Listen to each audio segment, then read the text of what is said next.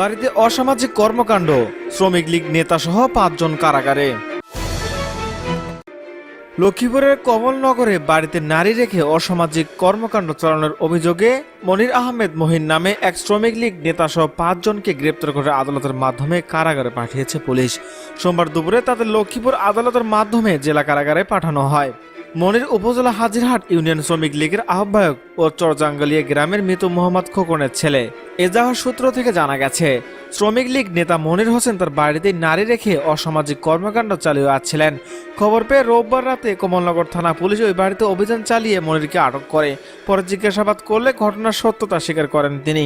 পরে তার ঘর থেকে অন্তত ৪ জনকে আটক করা হয়। মামলা তদন্তকারী কর্মকর্তা ও কমলনগর থানার এসআই কেশব চন্দ্র চৌধুরী বলেন, এ ঘটনায় সোমবার থানায় উপপরিদর্শক সুমন কবির মৃধা বাদী হয়ে মামলা করেন। পরে ৫ জনকে আটক করে মামলায় গ্রেপ্তার দেখিয়ে আদালতে সোপর্দ করলে আদালত তাদের কারাগারে পাঠানোর নির্দেশ দেন। স্থানীয় লোকজন জানান, মনির দীর্ঘদিন ধরে নিজ বাড়িতে নারী রেখে এমন যৌন ব্যবসা করে আসছিলেন।